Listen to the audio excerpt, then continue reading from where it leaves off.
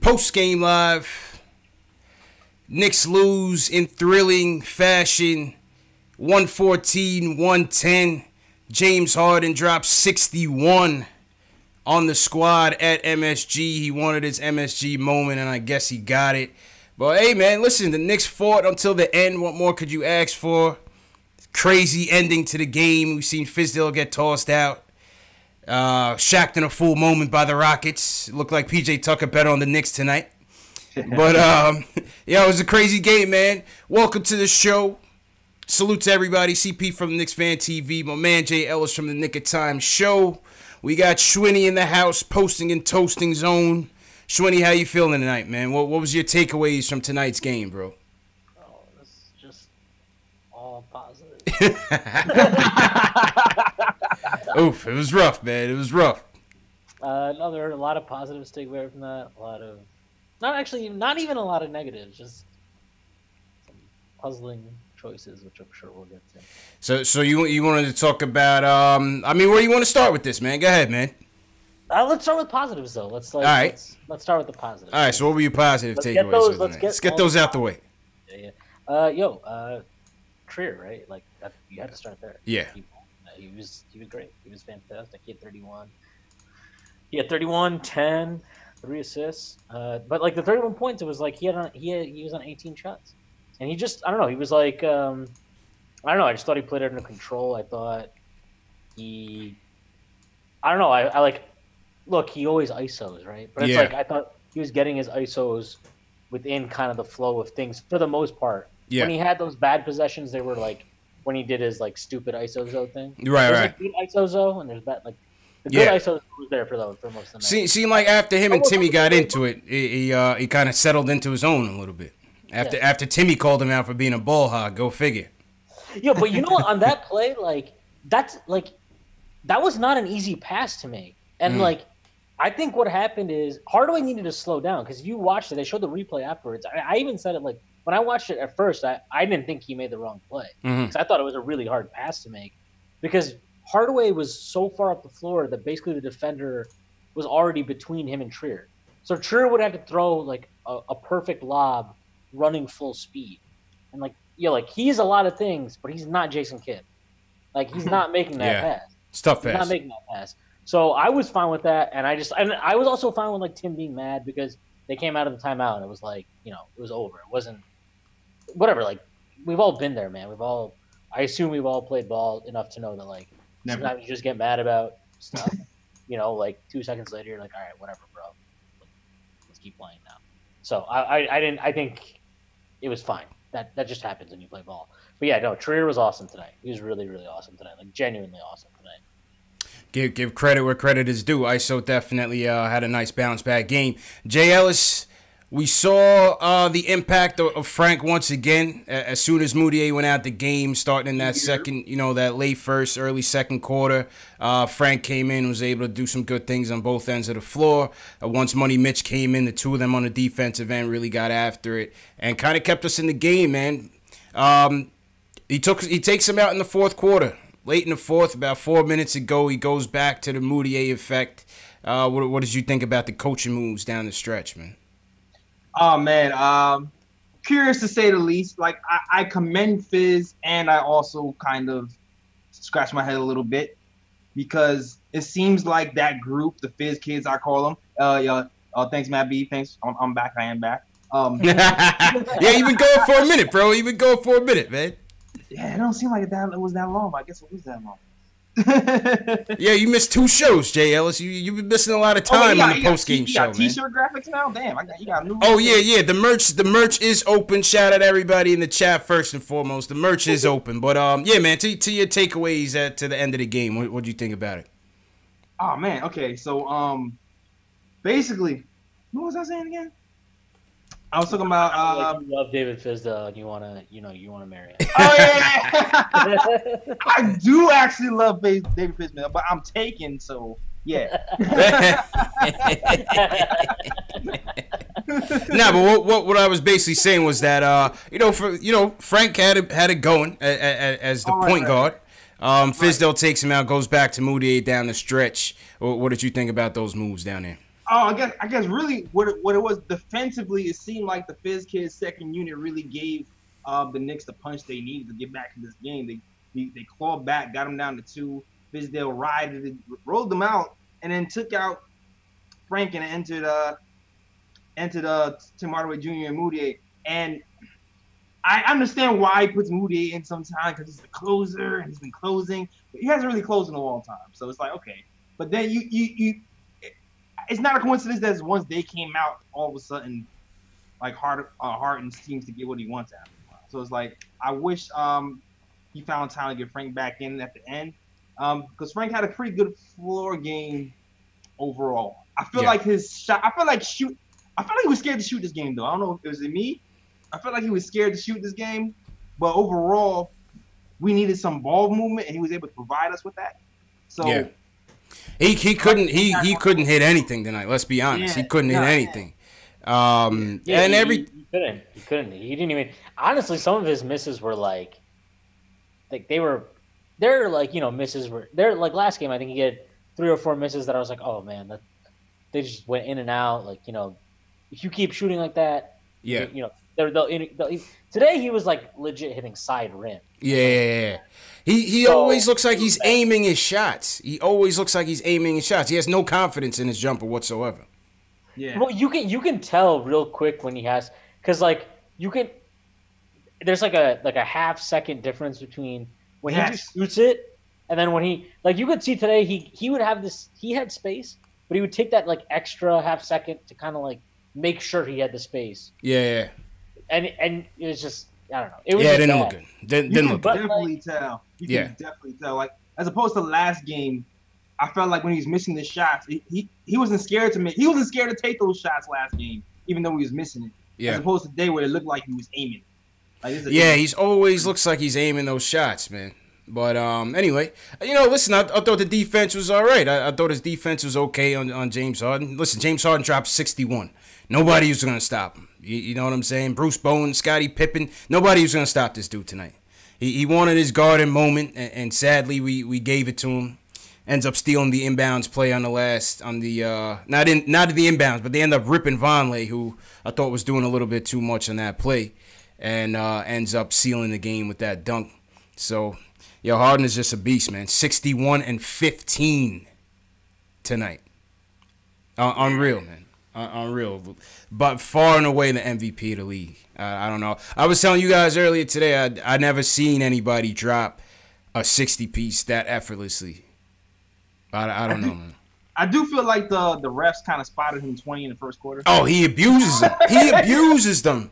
Yo, Harden plays like the dude in 2K that you want to quit on because he just knows every single nook and cranny of the game to cheat with. But like I can't even rationally discuss Harden because like, there are just fouls he gets that make no sense. Make no sense. He had a foul today. He drove into Knox, elbowed him in the face. Yeah. And he got the line. And Breen is sitting there like, oh, he's so crafty. He's so good. Breen was gushing. Breen was gushing.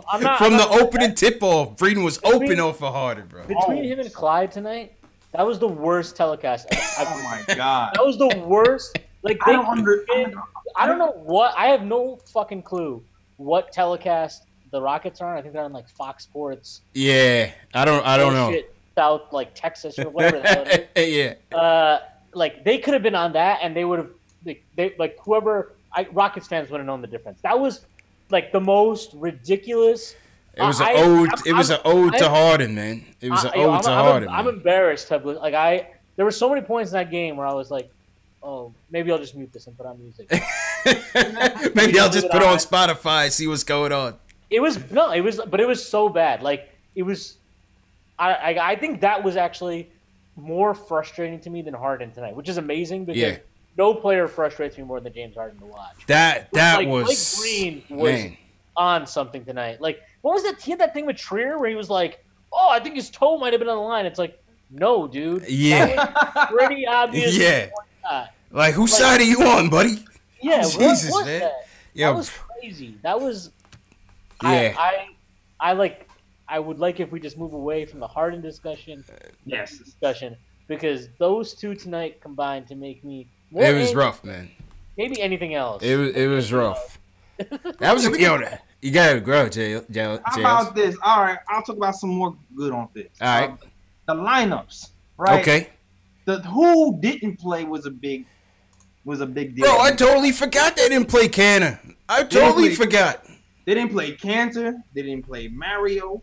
He went with like a really short 9-person lineup, and he really stuck to that lineup. And yeah, and Cantor is somewhere tweeting and deleting something because Scott Perry told him he can't tweet no more after that. Yo, it wasn't until I saw like a picture of somebody, Mike Vorkunov from The Athletic posted, like Cannon's just standing off on the side at the team huddle because he didn't play. I was like, oh shit! I said I forgot, and Cannon did not play. I was like, yo, let him stand out of the stadium. I don't Crazy, care. man. I don't like. I look, he's an awesome guy off the court, respect all that stuff. But like, this isn't about that. This isn't about. It's just about basketball, and like, I don't like. Okay, whatever we can say here, we'll talk about Fizdale more. We'll talk about whoever, like the players and the decisions, everything. But like, you can't tell me that like not playing Cantor was not some. I saw like Howard Beck tweeting for the game, acting like, oh, the Knicks are committing some crime.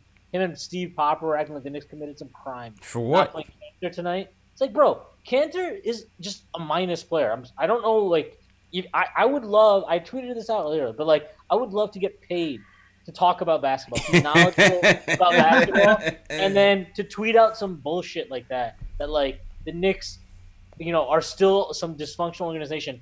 Not for, like, any, like, maybe if he had been like, yo, they're dysfunctional because they're not starting Frank. Right. Legitimate reasons. Some things, like, legitimate reasons. But, like, your reason can't be, well, they're not playing Enes Kanter against the Houston Rockets at the 5. Like, that's probably the most smart thing. We needed more defense. We didn't need his offense tonight. We needed more defense. Like, in this millennium, that's one of the smarter decisions the Knicks have made. Factuals. All right, so with that being said, shout out to everybody in the chat once again, wherever you guys are watching from. Shout out to everybody on YouTube. YouTube chat is going in with their opinions. Robert Rodriguez, Paul Quick, Anthony Parasol, CP the artist in here, Ace Badge, what's going on? Shells Heavy, what's going on? JLs, what you got in your chats? Oh, man. Yo, shout out to my chat, man, in here. Heavy. Hemma King was good. B from Jersey. They call me Tack. What's going on? People? Matt B, what up? Yeah, man. Chick George, Kendall Baquero. I saw my boy Craig in here. Craig Williams be messing me heavy. What up? Richard Rowe. Yeah, man. Lee Phillips. Anyway, anybody new in the chat, hit us with a hashtag new so we can shout you guys out. Make sure you hit that thumbs up button for your boys on the stream. And subscribe to the channel, man. Knicks Fan TV.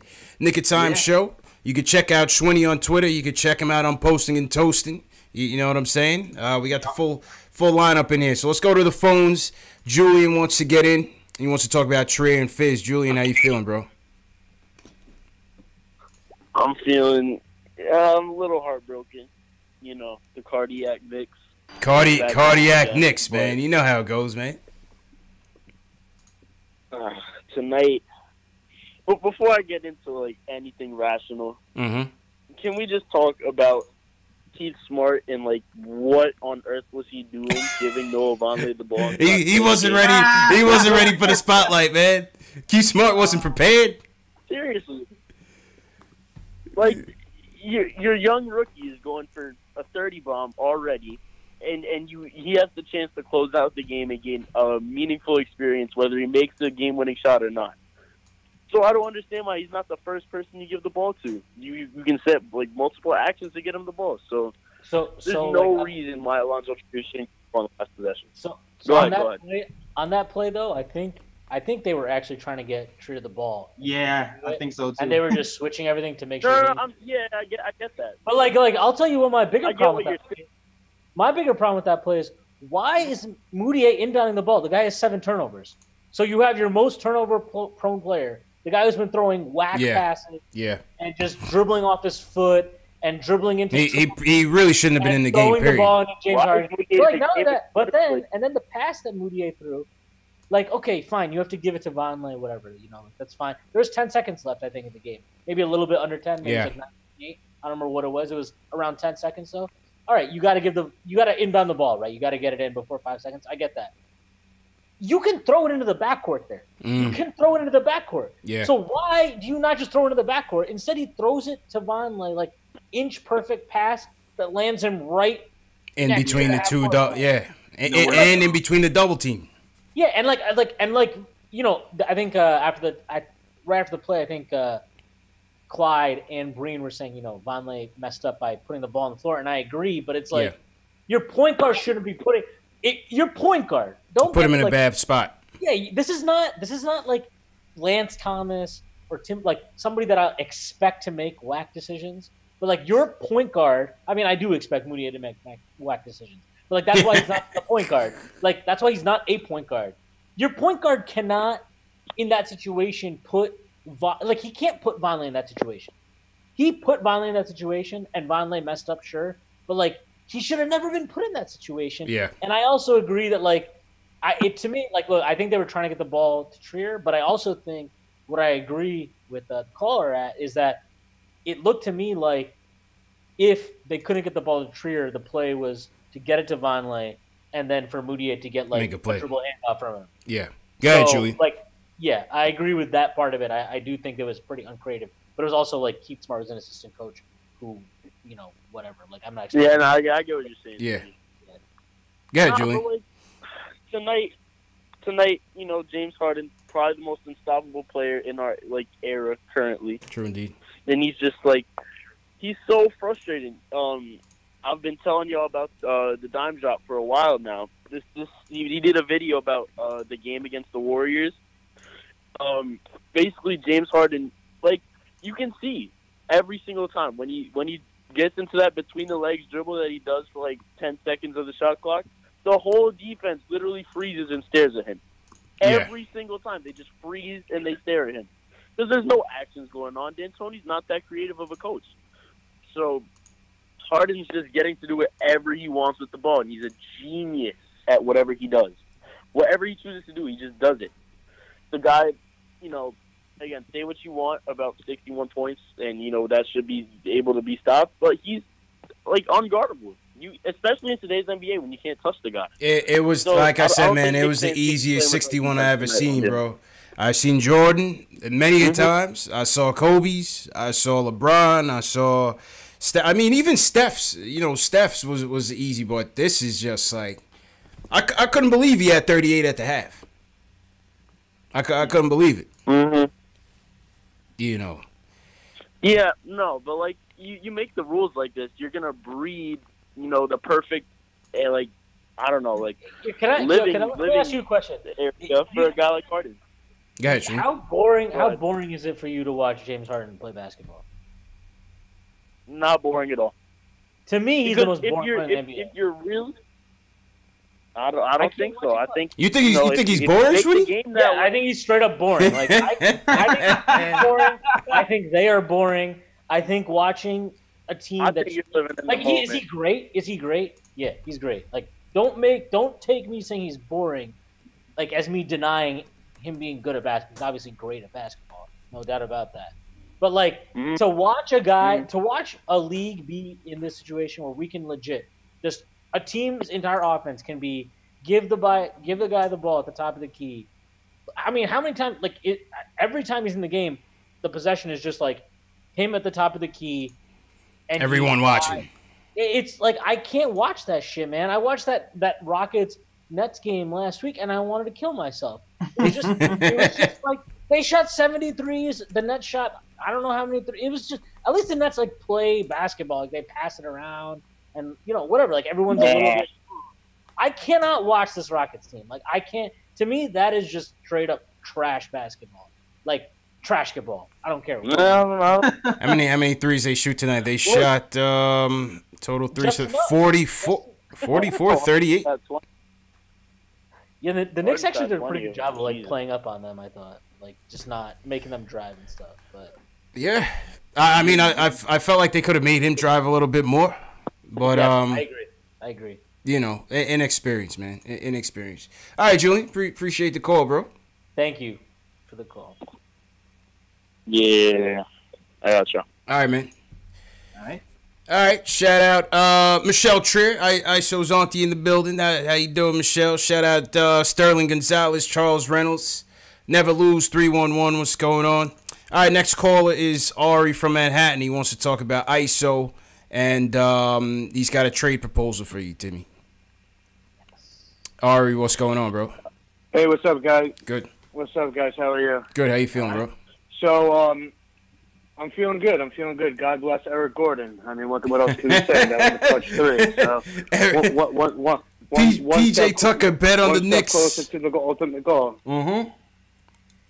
I actually bet my buddy $50 that James Harden would score more than 50 today, and I actually won. But that's how confident I knew he was going to torch the Knicks, especially after the comment he said. But regarding the game, very, very happy with what I saw from ISO Zoe, honestly. The thing that, a lot of people, I know Frank is the polarizing, guard, right? But, like, the difference between my opinion of Frank and my opinion of ISO, like, 'cause ISO's been struggling a lot, like, obviously. But if you look at the eye test, forget about these analysts, look at the eye test, you can see that ISO Zoe could ball. Like, that dude could play. Now, obviously ISO Zoe is an isolation scorer, right? And his biggest weakness is, facilitating and making plays, right? And Frank, for example, his defense is what he was good. And I honestly thought that he did a pretty decent, believe it or not, I actually thought he did a pretty decent job on Harden. I think Harden got a couple of soft calls on Frank, which I didn't necessarily agree with. But the way I look at it is I think ISO Zoe has a better chance of developing into a playmaker than I see Frank developing into, like, an offensive threat. You know what I mean? And that's what I see. But don't you think they just play well together? Wait, go ahead, Shwinny. Go ahead, Shwinny. What's your question? I actually agree with a lot of that, but, like, to me, I don't see that. Like, that's not a problem. That's why the last few games they've been playing together. It's been great. It's been good because Frank, like, Zoe has it rolling. The New York Knicks are presented by but that wouldn't happen. That doesn't happen with Moutier. Like, you saw it at the end of the game. At the end of the game, it just turned, like, the only time the Knicks got anything going offensively is when it, when they would get a turnover and they would get on the open floor, or, like, Moutier would just somehow maybe not turn it over and create. Like, it was just a one-on-one thing. So, like, I think right now, like, it's good. I agree with you. I think like Trier, he dropped 31 tonight. Frank could, if you gave him the ball every possession and were like, just shoot, he would not get you 31. He would not get you 31. And I agree with that. I don't know. But I also think that if you put Trier on Harden for the entire game, I'm pretty sure. So what happened is when Frank first came in, they ran like 3 straight possessions where Harden, because Harden gets the ball every time. They just ran 3 straight possessions. Harden got the ball and just went at Frank. And I think on one of them he drew like a BS foul. One of them he horrifically missed a step back 3.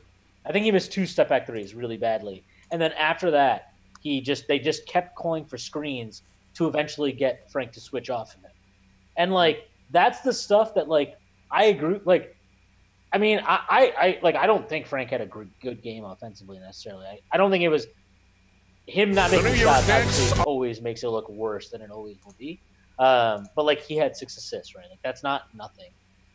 It doesn't mean I'm saying he had a good game offensively. But like if you just combine that stuff with like him playing good defense and Harden, that does mean something. And like basically that's the stuff that like Marcus Smart will do. And people praise him for that endlessly. But, like, why is that? Because he's on a good team. Like, Frank will be fine on a good team. Right. If he was doing the same stuff right now, but on a team that wasn't terrible, people would appreciate what he brings to the table more. So, to me, the issue is, like, yes, Frank needs to develop offensively for sure. But the other issue is just we suck. And, like, we need to get better across the board so that players like Frank or even like Dotson is another, like, a better example maybe because he actually does hit 3s consistently, but like you don't see how effective he can be because of how bad we are, That's what I think. That's what I think in terms of Frank. Go ahead, Jails. No, it's interesting too because I saw a stat that said that Frank has like the highest plus minus out of anyone on the Knicks in January or something like that, and he hasn't scored a bunch of points. But really, all he's doing is recognizing who has the hot hand and passing him the ball, and he just moves the ball. He takes his opportunities when he can, and he plays defense, and he ends up with the highest plus minus. And then, when he gets away from him offensively, he's gonna take him out. So I mean, pretty much there's a role for him, just like Sweeney said. There's a role for him here. It doesn't have to be Kyrie Irving. And even if when we eventually get like another point guard or something, he can be a nice piece for a winning team. Pretty much. No, I agree. First of all, I agree with everything both you said, especially the new gentleman. I don't know your name, but I definitely agree with everything you said. Sweeney, yeah, I agree with everything you said. Now, the only thing is that we're trying. Like, listen, we're trying to win. Like, I believe. Like, I don't. We need to. So this is the thing. I've actually been thinking about this. Every single team in NBA history, of the NBA, has had a floor general who knew how to run the offense. Whether it's a point guard or LeBron James, Larry Bird, whoever it is, Jason Kidd on the Mavs, they always had a floor general who knew how to just calm things down, who was experienced, who knew how to run an offense and do that. And I don't think we have any guy on our team that could do that, because the ultimate goal is to win a championship, and that's the thing. Like, I'm not interested in going to the first round and losing, right? So the biggest thing that I think people forget, is that you look at the teams that have won championships. All right, Kobe, Tim Duncan, LeBron, Michael Jordan. Yeah, they're all amazing players, but what people don't understand is how much basketball IQ is a reason why they're such amazing players. Like, you could have Russell Westbrook or, I don't know, and some other, like Derrick Rose in his prime, people that are super talented, super skilled. That doesn't mean they're championship, type players. And I don't think Iso Zoe is that guy, and I don't think Frank is that guy.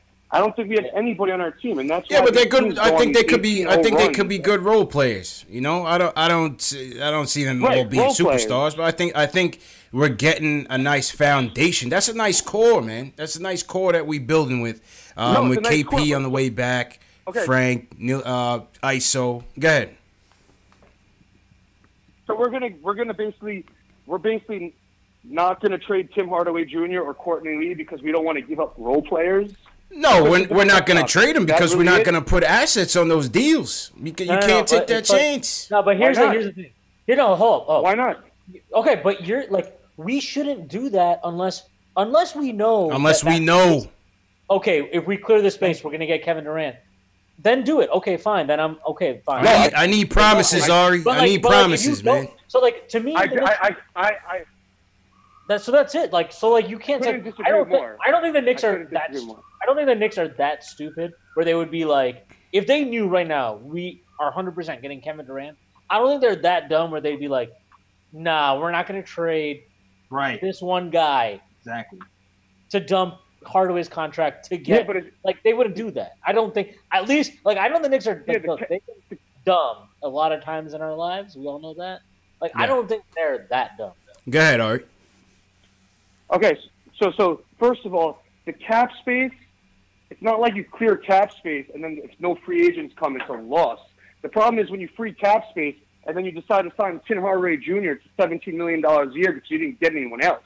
You know what I'm saying? It's about spending carefully, right? And I agreed with what Jay Ellis said two episodes ago, basically, when he said you need to try to clear two because it's not a guarantee that one person will come. You got to clear two. And listen, let's say we do clear one. Let's say we clear two. Either way, if we clear the cap space, and let's say we don't get anyone, okay, big deal. We don't get anyone. So we'll wait till next year. Or Anthony Davis is going to get traded in the year after. JL's jumping. Whatever happens, as long as you don't spend it. I hear that, Ari. Go ahead, JL's. I know JL's got my back on this. I know JL's. Go ahead, bro. I'm sorry. I really don't. I'm sorry. Go ahead, bro. I know we had to clear two. All right, I did say that, but I'm not attaching assets. We're still. Listen, I remember the beginning of the season. Remember in the summer when everybody was talking about we were in the asset collection part of the rebuild, and we're not going to attach assets for listen, at this point of the game, for us to be fiscally responsible long term, we need cheap talent. Cheap talent are young players, first, second round picks. You have to kind of hoard all those guys before you can start making a move like that. Yeah. And right now we're in a hoard mode, dog. And like I know for a fact, you are right. I did say we have to clear 2 max contracts. I mean, get clear contracts for 2 free agents for anybody to come here, because I don't feel like anybody's coming here dolo. Me personally, I don't feel like it's happening. That makes sense. But I'm still not attaching contracts, right? Because we're gonna find ourselves in the same position where we're gonna have all these big name free agents and then nothing to fill it with. You're gonna have old veterans. We'll have like a 2-year window to win something, and then we have to start over. Yeah. And appreciate the call, Ari. I just want to move to the next calls because we got a lot of callers in the queue. But I'm going to put you on hold, Ari. If we get through the calls and you want to jump back in, feel free. Next caller is Q from Brooklyn. He wants to talk about overall state of the Knicks. Q, how you feeling, bro? How'd you feel about this game tonight? What'd you think about the game? What's up, fellas? How you feeling, bro? Yeah, man. Man, I'm torn, man. I'm feeling torn. I said that in the chat. You know what I mean? I didn't know whether I wanted to tank this, whether I wanted the Rockets to just get a solid win, whether I wanted the Knicks to win. I was pissed off at Mike Breen and Clyde, man. We need a state of the Knicks address, man. We need to find out who's Knicks fans, who's not. What's going on, man? Because I'm sick of Mike Breen and I'm sick of Clyde going for these superstars and loving these superstars. Gushing over these guys, man. Gushing, man. Before the game even started, man. Oh, man, it was nauseating. I thought I was watching a Rockets game. Yeah. I thought I was watching a Rockets game, man. And you know, CP, me being in Texas, man, you know it's tough for me down here because it's just, man, it's painful, man. So I'm sick of this, man. But, you know, let me get my mind right, man, because I don't want to be ranting the whole time. I know what we're doing. We're not getting superstars. We're not. We need to get away from that. Also, at the same time, the Knicks are going to build via the draft. They're going to build via not free agents, but get, you know, a couple of lower-level free agents and try to kind of build the players they already have. I could tell. I've seen this before, you know, so it's one of those deals where it's going to be so frustrating because we're going to go through this again next year. Even with KP, we're going to have a mediocre season because if you look at it, Mills and Perry, I would be jumping on the phone right now. If we were doing something for the future, I'd be jumping on the phone right now calling Indiana. Like, yo, take this guy, Tim, right now. You know, Oladipo went down. Yeah, Oladipo unfortunately went down, man. Oladipo unfortunately went down. Yeah, That's their season. No, they still want to clear Tim. That's still happening. They just don't want to attach nobody with him. That's right. But that's the deal. The question is, are we going to try to get free agents? Are we going to do something like that? If they don't trade Tim where Indiana open up like that, then I think we're just going to be building through the draft. And we're just going to rely on developing Trier, developing Knox. I'm sick of seeing Knox not touch the ball in the last quarters. I'm sick of that, man. I love Trier. You know, much respect to Trier. I love this game. You know, how he does his thing. But I've been through Melo. I've been through all these ISO players, James Harden. Srini was right. Srini was right. I coach basketball, man. And I don't want to see one guy dribbling the ball all damn day. That's horrible basketball. Houston is boring to watch. I big up him on that. This guy knows what he's talking about. Oh, yeah, that's my guy Q, man. That's my guy Q. Yeah. Nah, you know what? It's just not sustainable. We saw it last year, man. It's just not sustainable. And he's going to burn out. He's going to burn out. It's going to be interesting to see what happens when CP3 comes back. But that team is just not built to do anything, man. They're just not built to do anything. Fellas, I need y'all to set the Knicks Nation straight, man. Something, man, because it's painful to look at the chat. It's painful to look at Clyde and all of them. What are we, Knicks fans? Dudes is going right through Vonleh. I'm like, yo, isn't Vonleh strong? He's like Trump out there, man. You know, it's painful, man. You know, CP, I get emotional about it. Q, I know your pain, man. At the same time, man, the pain, it just keeps coming, man. But at the same time, I'm glad we're... It's a pain that comes because what you're saying, right, what you just said, like, oh, there's somebody that goes through Von Lane, right? But like, what? It's easy to go through a guy if you get a head of steam, right? Like, there's no defense at the point of attack unless Frank is in or unless Dotson is in. Tim ain't stopping anybody at the point of attack. Moutier isn't stopping anybody at the point of attack. Yep. Trier is like, actually, he's not a terrible defender. He's not stopping anybody at the point of attack, right? He's like a good. If he's your worst perimeter, if he's your worst perimeter defender, then you're fine, right? Like then you're fine. But when he's in a lineup with Tim and Moutier, he's your best perimeter defender. That's not fine. That's a problem. That's a problem. And like horrible, until. I'm telling you this. I have been tweeting about this. I've been talking about this nonstop. Since Jeff Van Gundy, all we have fucking had are coaches that have. Hey, family show, Sweeney, family show. My bad. It's all good, man. You haven't been here in a while, man. You haven't been here in a while. I'll let that one slide. All we've had are coaches. All we've had are coaches that talk about. They talk about defense. They talk about the '90s Knicks. They talk about John Starks. Yes. You can talk about that all you want. Show me. Show me you care. Yes. And like Fizz came in and was talking all that good stuff too. And he was starting Frank, and he's like, "Oh, I gotta have Frank out there because Frank can defend all these positions. That means so much to me. It's so versatile." Yeah. And what did he do today? He didn't find a way to keep Frank on the floor. He was like, "Oh," they asked him about it. I tweeted at all the beat guys. I tweeted all the beat guys in the game when they got Frank, and I was like, please ask Fizdale after the game why he took out Frank. Mm-hmm. And so one of them asked him. And Chris Eisman just tweeted back at me. And he said Fizdale was asked about it, said he thought they needed more scoring. So he went with Moutier.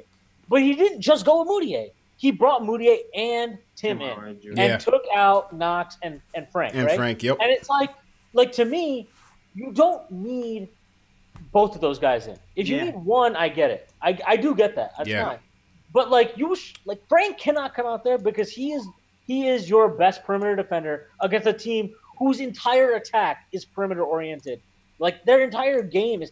Who was their inside? Fareed. Facts. Fareed, Nene, who's like 98 years old. Like what are we talking? Like there's no inside game there to worry about. So it's just perimeter guys. You can't take Frank out there. And for him to say that he thought they needed more scoring.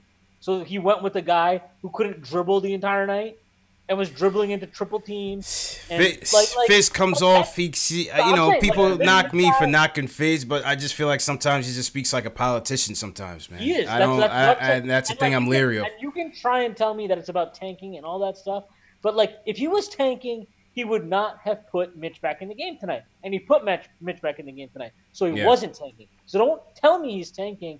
Like not tonight. Maybe every other night. He was trying to get it tonight. There's no way he was tanking because he was in the game tonight. The entire game. I wonder what they said. I wonder what he said to that female ref to get him tossed. I wonder what happened there. He seemed pretty shocked to get tossed. So that might have just been like a bad. That might have been a ref in their feelings. Facts. And appreciate the call, Q. Shout out everybody in the chat. Once again, hit that thumbs up button for your boys. This is Wednesday night Knicks. If you're just now joining us, Knicks lose a crazy game at the Garden, 114-110, where we saw James Harden, the league MVP, who will be the MVP, drop 61 points and 15 rebounds. Unbelievable game. But, great game from ISO Zoe. Great game from the Knicks. Janati Killaminute, thanks for the subscribe. Subscribe to the channel if you haven't already. Jay Ellis, some news from the Canner standpoint. Oh, yeah? Looks like this guy's a goner, man. He was asked in the locker room what happened tonight. He basically said, hey, if they're going to play me. What they're doing to me is messed up. And he said, if you're not going to play me, get me out of here. Your thoughts? Your thoughts? Who didn't see this coming? Raise their hand. Yeah, it's over, man. It's over. The writing is on the wall. We all knew it. The last time he hardly played, he came in after Luke Cornett twisted his ankle, and he was already kind of saying that he's going to talk to his agent about getting out of there. It's over. I just wish that it wasn't so public to drive his price down, You know what I'm saying? Because Yeah. you know how that goes. But once you start making public comments, people start trying to lowball you for offers. Yeah. And until he gets bought out. Yeah, until and that's what's gonna happen. It's gonna be a buyout. Yeah, and I hope it. I hope we can still get something, a second round or something for him, so he can flip it into something else. But I'm not surprised, man. It's time for him. Shawnee, what's your take on the whole thing, the whole saga? Enes Kanter, good guy, terrible basketball player, needs to go. Shouldn't have played tonight. Doesn't deserve to play. Has no reason to gripe because he's. You got $18 million for this. Yeah, he's garbage. I don't know what to tell you. I'm sorry that you're not meaningfully better than Noah Vonleh, Luke Cornett, or Mitchell Robinson. You got $18 million for this, man. I am actually sorry that you're in the 8th year of your career and you're not better than a rookie, a reclamation project, and a long shot undrafted free agent. Outplaying him. I'm sorry. Outplaying him. Yeah. The problem really is right now, today's NBA, especially with a team like the Rockets, you have to kind of be mobile enough to kind of switch on damn near everything. So, you know what? Yo, but it's not just the defense. Like, he takes away from the offense too because he just rolls into the post. There's nowhere to drive. Like, he does his own thing. Like, that's can't pass out the double team. Can't defend. Yeah. I like the guy. He's obviously not a personal thing at all. Not a personal thing. Like on a human level, obviously, I think we feel for him. But this isn't about that. Like this is about just the Knicks and basketball, and like that's it. Facts. Yeah, I think it's just gonna end in a buyout, man. I think the contract is too much to facilitate without. They try to get the third team involved. You guys saw that earlier this week in the Jabari Parker trade. They try to get who they try to get involved. Minnesota. I forgot. There was a third team they tried to get involved. Dallas. They tried to get Dallas involved in it, and they said that flopped. Cantor, right? Yeah, and that flopped. So I think it's just going to end in a buyout, unfortunately, and with no assets to show for it. But it is what it is. I was saying they should have waived him last summer. I was saying that last summer they should just waive him. Like, who wants to trade for him? Yeah. Who wants his skill set at his salary? Nobody. It's true, man. This is what it is. Next call on deck, Kevin from North Carolina. We got a lot of people on the deck. We got Kevin, we got Paul, we got Just from Brooklyn, Max from the Bronx. We're going to get to everybody. Rock from Atlanta. All right, Kevin, you up first. Kevin wants to talk about the draft. Kevin, how you feeling, bro? What's up, man? I'm feeling good, man. How y'all doing today? Good, man. What's your takes on the draft? Good. My take on the draft is that, I've been looking at, Bleacher Report and different, sports sites and things like that. Everyone's talking about, like, we're making money. We're trying to clear cap space for, the summer. But I'm be honest, y'all. I really think KD, Kyrie, Jimmy Butler, etc. Any big name free agent, I think it's a long shot, man. And I think so. I'm not counting on free agency, to be honest with you. I'm not counting on it. Right. And I'm not counting on it. And that's what I'm like when people are like, maybe we should attach an asset to clear cap space. I'm like, heck no. I'm looking at, like, the Warriors and, the Nuggets. And I think those teams that built through before KD got there, they built through the draft, like, with a 7th pick, like a 14th pick. Yeah. They don't all have to be top 5 picks. You just have to draft the right people. And I think really just. But I also think luck has a lot to do with it, man. I think luck has a ton to do with it. Look at these teams that's always in the lottery. Look at the Minnesotas, Philly, the Phoenix Suns, Milwaukee Bucks. If you're always in the lottery, then you're doing something wrong. Right. Yep. If you're that's true. There is some luck, but like if you're always in the lottery, something is not. You just don't have the right mix. Yeah. Something's up. Right. And that's what I feel about it. Because I'm looking at the draft, man. I'm trying to become the president of the John Morant. Who's your guy? You're John Morant. Okay. That's my guy right there, man. This dude had 40 and 11 on Sunday, man. Yeah, you sure did. I'm not worried about the competition. I think about Damian Lillard. Damian Lillard playing against this conference, man. If you could play, you could play. That's what I think. If you could bowl, you could bowl. I don't worry. And Murray State is not. I mean, they're not Division III. So I'm happy you brought up. Yeah, not Division III. I'm happy you brought up free agency though, because, like, I think Knicks fans are thinking about this all the wrong way. Like, to me, I think you can make this team better without signing a max guy, and that's fine. Like, you don't need to sign a max guy. And, like, there are enough free agents, right? Like, what do we need? Like, realistically, we're talking about a few pieces here to change the trajectory of the team, right? So, like, you need 100%, I think, no matter what, like, yeah, maybe Frank gets there in a year or two. Maybe he doesn't. Maybe Trier gets in a year or two. Maybe he doesn't. But next year, I think the goal of the team changes from, like, we're building to the future to, okay, KP's back. We're paying him probably a max contract. Like, we're trying to get to the playoffs, right? So what do we're going to need a primary ball handler, okay? And then you're probably going to need a little bit more depth either on the wing or the front court, right? Like, you just need guys that can shoot, really. Yeah. In addition to that. Yeah. So, like, I think you can find that stuff in free agency. Even, like, if you strike out on KD and Kawhi and all these stars, like, that doesn't mean that you can't improve your team. At least I hope the Knicks don't look at it that way. Because to me, the way the NBA works is it's just an asset game, right? So, like, if you can sign a guy who on a contract you think he'll outproduce that contract, then you should sign him to that contract. Yeah. Obviously that doesn't mean that, like, sometimes you might think a guy is going to outproduce his contract and he doesn't, and it sucks. My point is more that, like, you can't get stuck in this position of, well, we're not going to do anything unless we sign a superstar. JLs, you had a point on it, good. Yeah. Right. Now, I'm just saying, I agree with you, and I think that's what they're doing. Yeah. I think that's exactly what they're doing. They talked about how they're going to stick to their guns early in the summer, and that's what they're doing. Listen, I don't think there's no big free agent coming out. I really don't think there is. I don't think so. And I kind of felt like in the summer everybody was okay with that, and now that we're losing, and it's February or January, we're looking next year we're still losing, everybody's freaking out.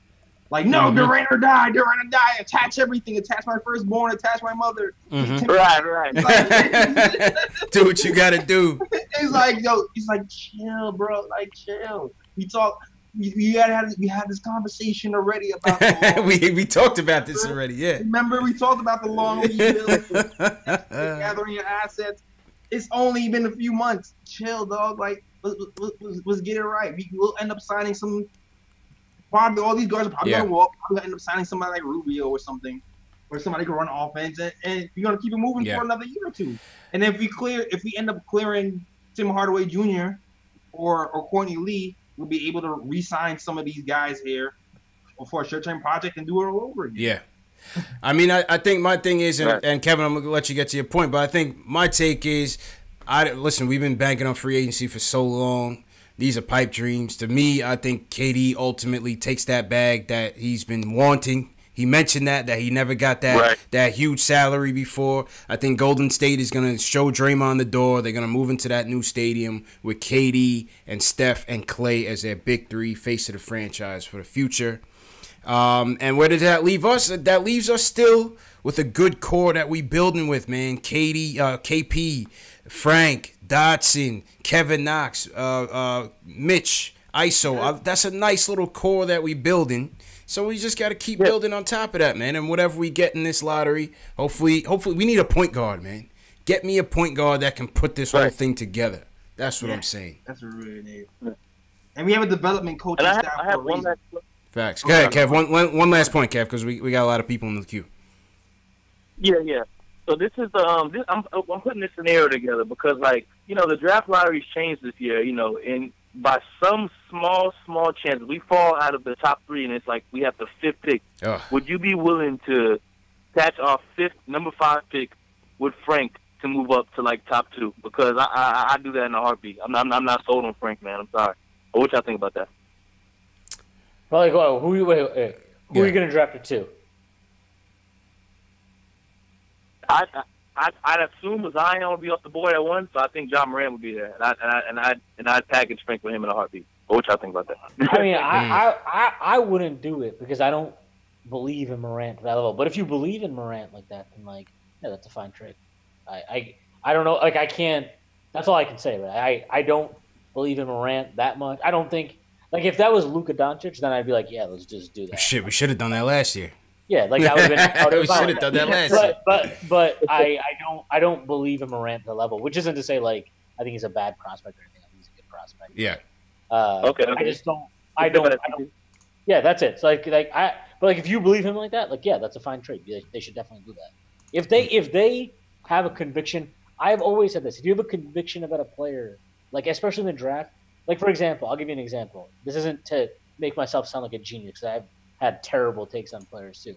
But like when Jamal Murray was coming out in his draft, we didn't have a pick that year, and I said I was like, yo, I would trade a future pick unprotected to any team that is willing to draft him for us and trade him to us. I don't know if that. I mean, I don't know if that trade was even out there. But I'm just giving you an example. Like, if you believe in a player's upside that much, you should be able to. Like Dallas did it last year, right? Yeah. They believed in Luka so much they were like, yeah, screw it. We're going to give up a future. We'll give up a future first because we think he's worth it. If you believe in a player like that, you should do it. But I mean, the Knicks believe in Ja Morant like that. Yeah. Okay, but I mean, you got Jails. No, I just want to ask him. What do you feel like is keeping you from believing in? Me and Morant, yeah. I mean, I just like, all right. First of all, I haven't like studied him deeply, so this is just my surface level observation. I don't think his defense is good at all. I don't think that he's also playing against I think there's 333 teams in D1. I think they have the 329th worst. Like their difficulty of schedule is 329. Oh shit! They're basically playing a bunch of nobodies. He's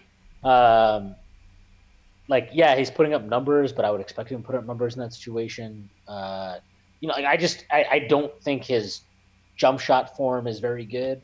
I'm not sold on his percentages translating in that context anyway, in terms of pull-up jump shooting, which is a pretty critical skill, obviously, for a primary ball handler. There's just a lot of things there that I'm not totally sold on. Like I said, I think he's if he got taken number 2, that's fine. I think he's arguably worth that. Mm-hmm. I don't know if I'd be willing to give up a 5th pick and Frank. Yeah, I wouldn't do that. That's what I'm saying. I'm not that he's not worth the number 2 pick. Yeah. More that is he worth 5 and Frank or 5 and something? Like, I don't know. Yeah. That to me is a little bit different.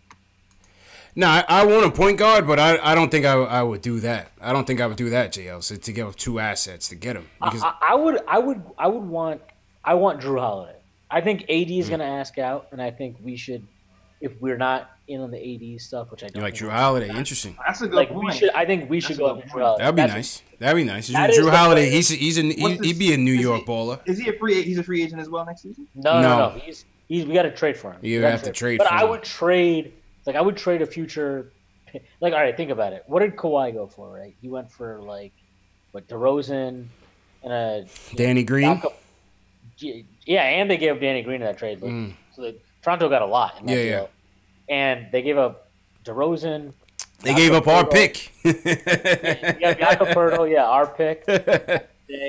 And a top 20 protected first. Yeah. Right? So I think if they trade Anthony Davis, at that point they're basically in full on. They have to rebuild mode, right? They're in full on rebuild mode, and they don't get fans with Davis. They're not going to get anybody without him.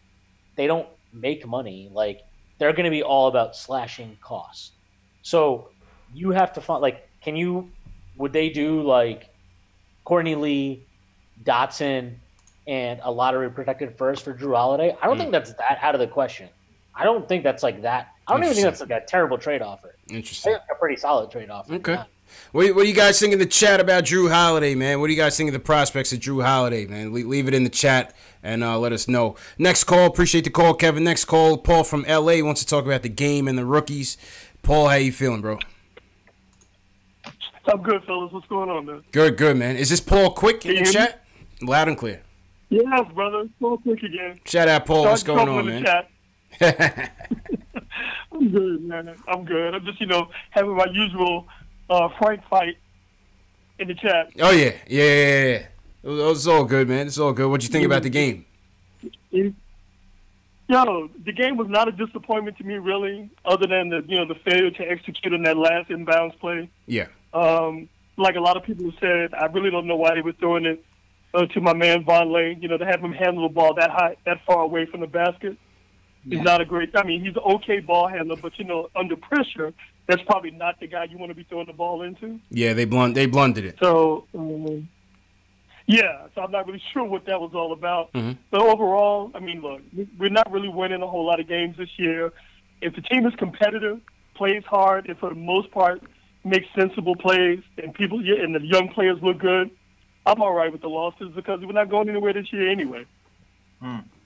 Yeah, listen, man. I was thrilled with that game. I was thrilled. I always hope for them to win, obviously, but I'm never mad when they lose. So to see them lose, listen, they fought the whole game.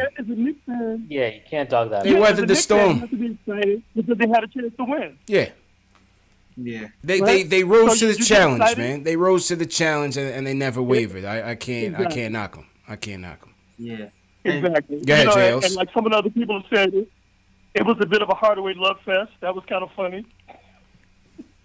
Oh yeah, Hardaway playing well in the first half. Yeah, he did all right. After him and ISO got into it, it kind of galvanized both of them. They kind of did the anything you can do, I can do better type of thing.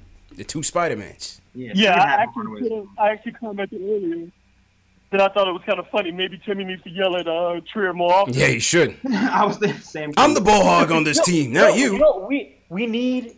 This is something. Now, I do have one. We need a dog. I do have one. We need somebody in this team that's willing to get in people's faces. Like Absolutely. I don't know if Timmy is the. Like, I don't mind when Timmy does that. People get really upset about that stuff, and like I do understand when people get mad about Timmy getting mad about somebody else's defense. That's funny. That's the funniest part. I get that, but we do definitely need somebody in this team that's consistently willing to like get in people's faces, because that's fine. Like, it is fine to get upset during a game as long as you don't hold that, like you don't take that with you beyond the game. It's fine. Like, you know, like I said even before, they got into an argument, they went into the timeout. When they came out of the timeout, Timmy slapped him in the butt and it was over, and Trier balled out for the rest of the game. Like, there was no beef after that. Right? That's fine. But you need I think in the more guys like that. Yeah, I think in the aftermath, Timmy handled it well because he squashed it when he got back on the court. Yeah. You know, he gave him a little pat on the ass, and, you know, he's done.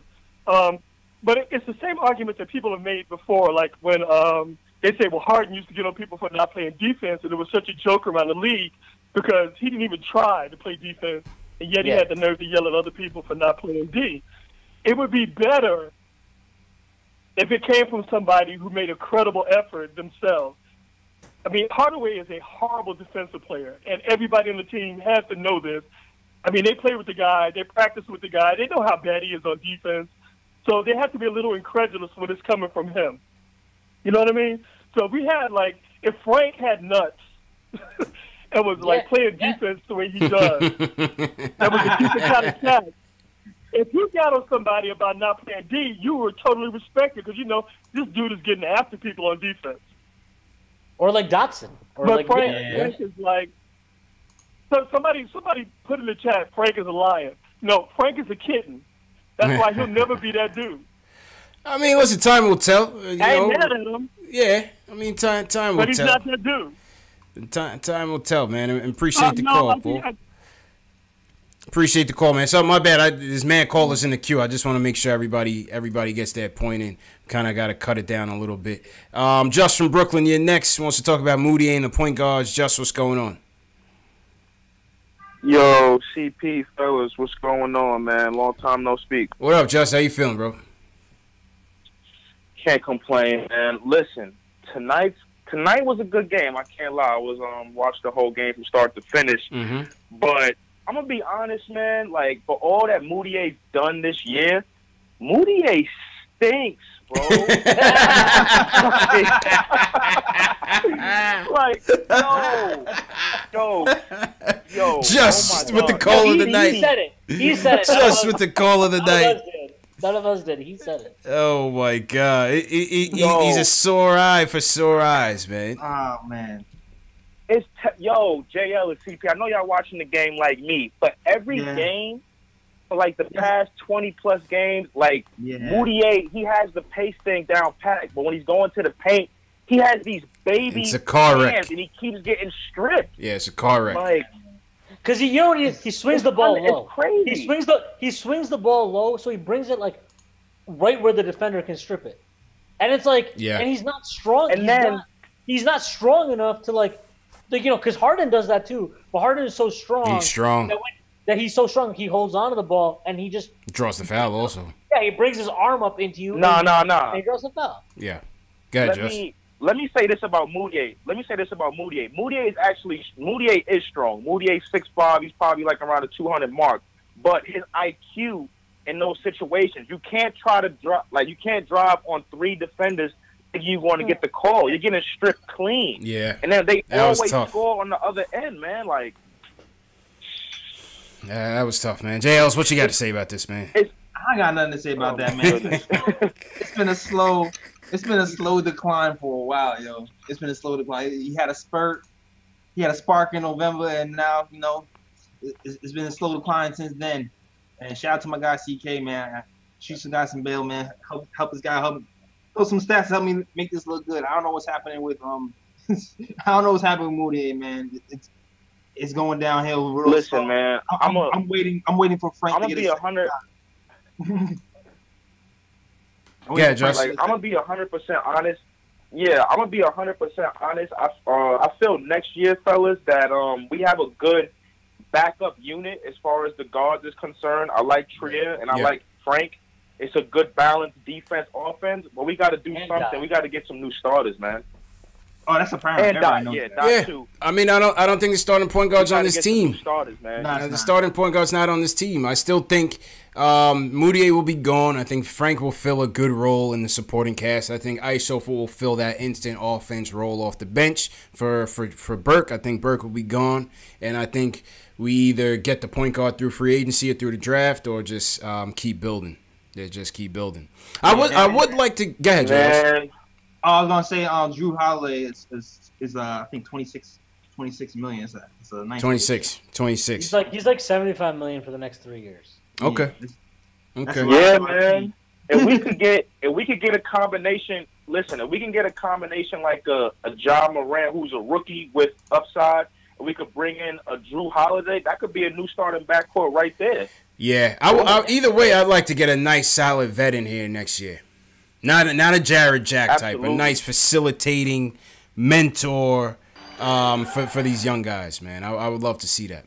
What do you guys think about Conley? What do you guys think about? Nah, I don't want that. I don't want that. He's too old. I don't want Conley. I don't want. You think the price point for Drew is too high right now? What's up? Am I the only one who feels like the price point for Drew is too high right now? I think that is high.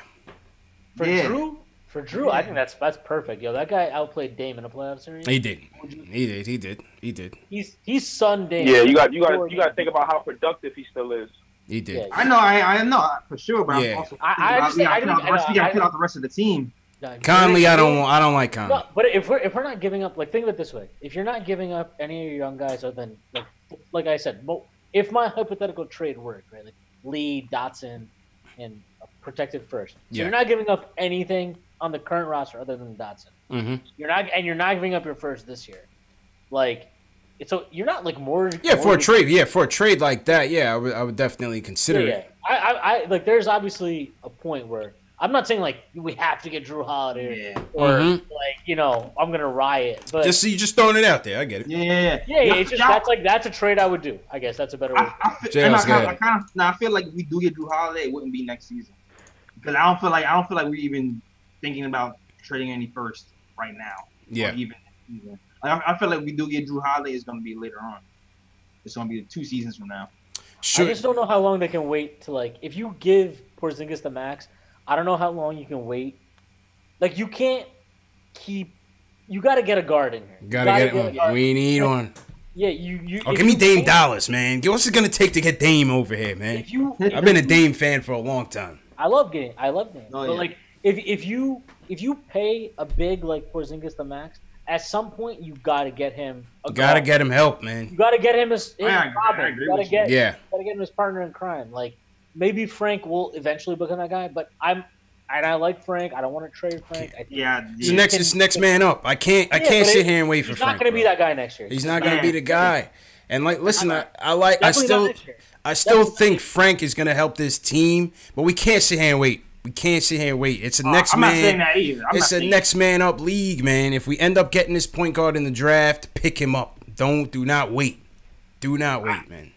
I agree with you. I don't think it's happening either. Yeah. I just feel like it's going to be a cheaper point guard coming in next season. Factuals.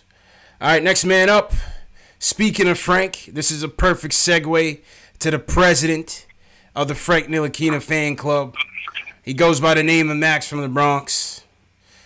And I think he's got some Emmanuel Mudiay hate in his blood. Mm-hmm. Max, what's going on, man?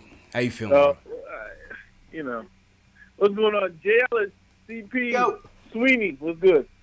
Chill, man. How you feeling, Listen, bro? Man. Let me get to the nitty gritty, right? Yeah. You know, Fisto pulled the same shit he pulled in London again, right? You know that, right? He did the same thing. You know that, right? He said he pulled the same stunt tonight that he pulled in London. Go ahead, Max. Explain. I was complaining. I was complaining about that. We're on the same page. Go ahead, Max. Go ahead. Listen, it was so simple. I'm like, look at this idiot Hardaway. That's why I'm watching the TV. Cause I took, today I had a good day because I took off from work, right? I was like, I'm tired, man. I need a personal day to myself to watch these Knicks in person. You had a spa day? Right? Oh, you went to the game? Yeah. I had a Knick. I hope they don't get smoked by 20 like they usually do against the Rockets thing. Yeah. So I see this, and Eric Gordon, and I'm like, look at Hardaway. He's gonna mess this up, right? That's like switch, right? Does, right? Yeah. And wide open, he leaves a three. I'm like, this guy will never learn. So here's my thing, right? Let me get to these points, right? Yeah. Fisto needs to start beyond the clock because he just makes dumb decisions. At this point, it's dumb. I don't care what politician, used car salesman excuse he has. It's dumb. It's dumb not to have Frank out there to guard a last defensive position. It's stupid.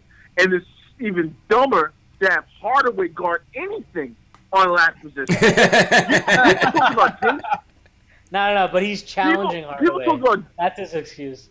He's challenging. Yeah, Hardaway. He's challenging to give up crucial baskets to lose the Knicks game. Right? That's what he's doing. So now no one knows. There we go. Yo, Sweeney, you haven't been on here a while, right? Me, it's been a minute. Jay Ellis and CP, we came up with something called the Greg Popovich rule, right? So the Greg Popovich rule is: would Greg Popovich ever do what Phil What would Greg Popovich do?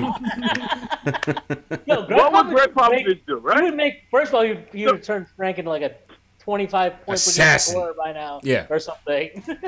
Yeah.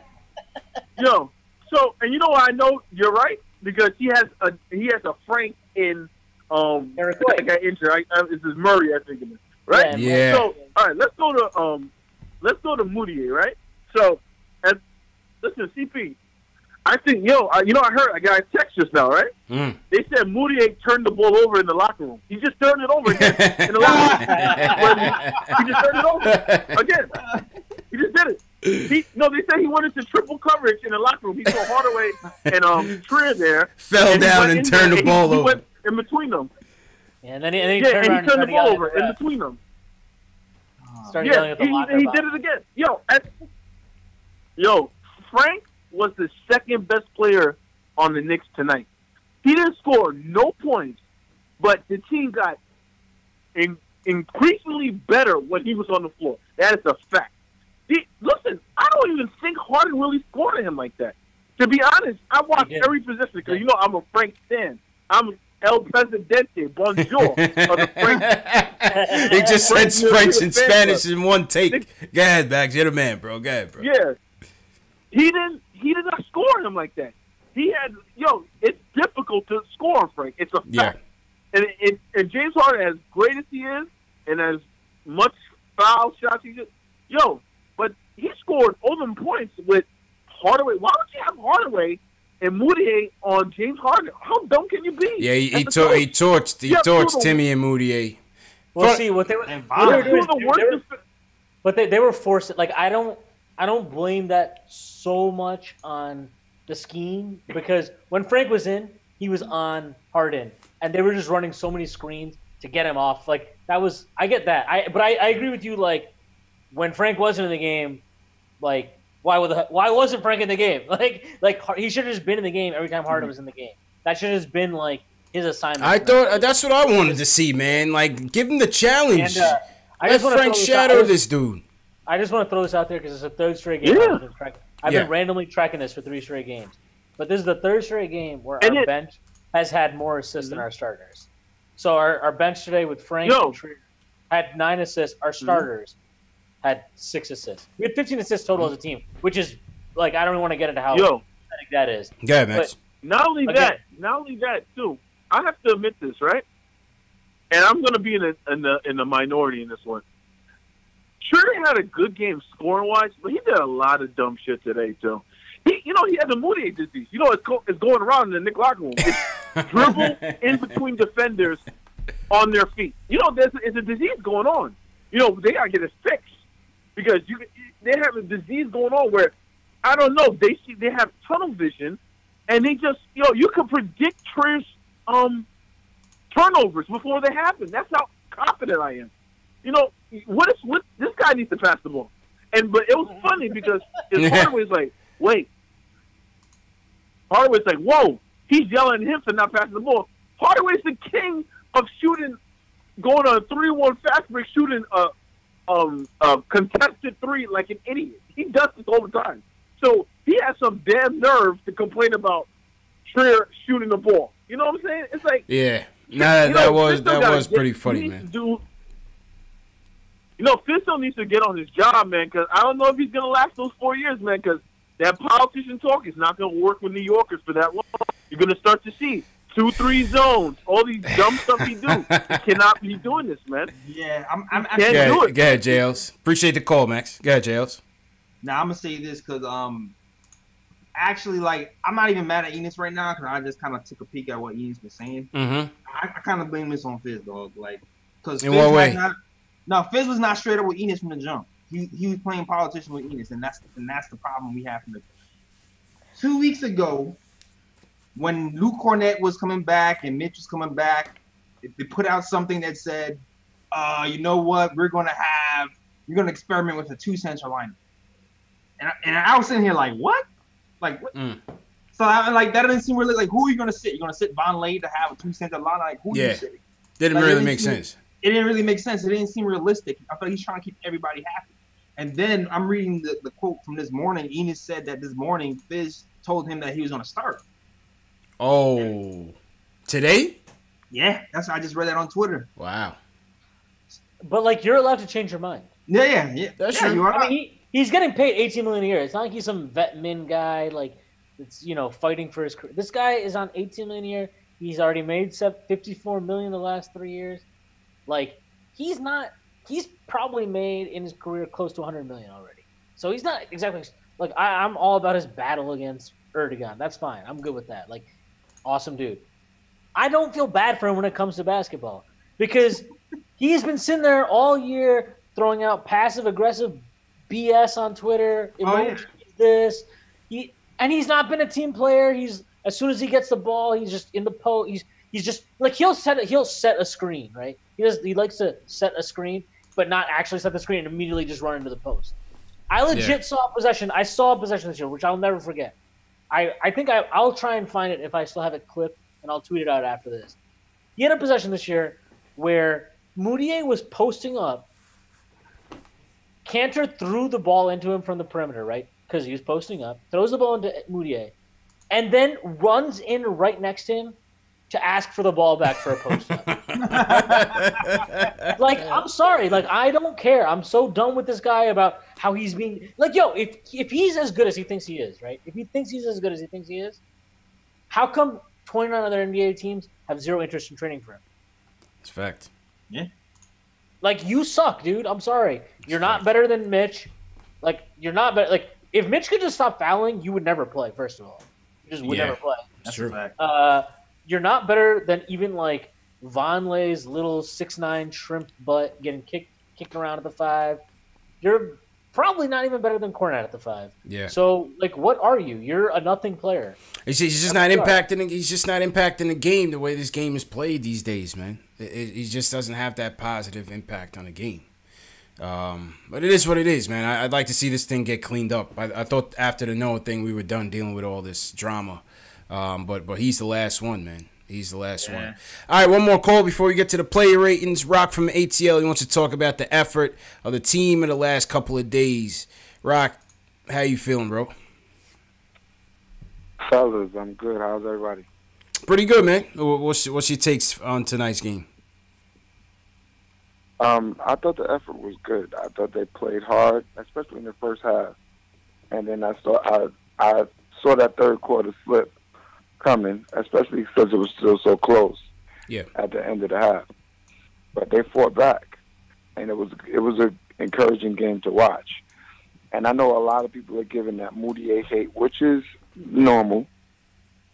But if you look at the last few plays, if it wasn't for Moutier driving and getting fouled and going to the line, he gave us the lead. Yeah, he had bonehead turnovers, just like everybody else. Yeah, 7 turnovers on the night.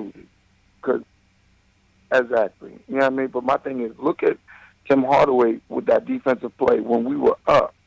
You guarding James Harden with your back to the man with the ball. Eric Gordon shoots the ball instead of you switching and just turning and putting a hand up. And then so that way you can play the man with the ball. You don't even know whether he's driving or shooting or not. So I felt like it was a dumb play. But then with the last play, when we're down by 2, I know Trini was saying that you can't about Moutier on that play, him throwing the ball in. If number one, Fizz was not out there at that time. He had already gotten ejected. So with that, even the play before when Tim had the bonehead play when he didn't turn around, Fizz had already gotten ejected. So that's why Frank wasn't out there. Smart was coaching at that point. But I felt like once you threw the ball in, that is up to Noah Vonleh not to dribble the ball. Yeah. That is not your job. That was a big at mistake. That point. That was a big mistake that he made. You have to hold the ball. Yeah. Wait for the guard to come get the ball and then use the 9 seconds. Yeah. Once you dribbled, you made yourself vulnerable. Yep. And they saw it. They saw the blood and they ripped him right away. Right. I agree with that. But my point with that though was that Moutier should have never put him in that position. Like even if you're going to throw the ball to Vonleh there, you know you can throw it in the backcourt. So just throw it in the backcourt. That way he's not crowded.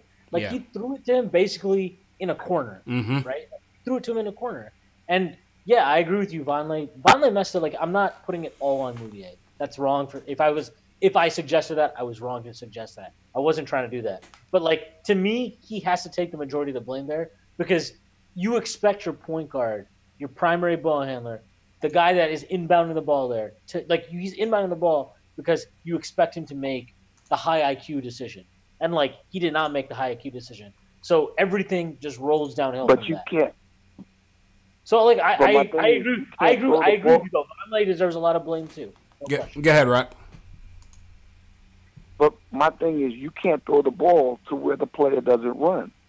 Noah Vonleh didn't run to the backcourt. He stood right there. You only have 5 seconds. If he doesn't run back there was 10 seconds though. There was 10. It was 5 seconds back there. You should want to throw the ball out. I guess. No, I'm 5 second inbound. You have 5 seconds. Oh, okay. Okay, I got you. You know what I'm saying? If Noah Vonleh doesn't run back there, he can't throw it back there. He has to get the ball in.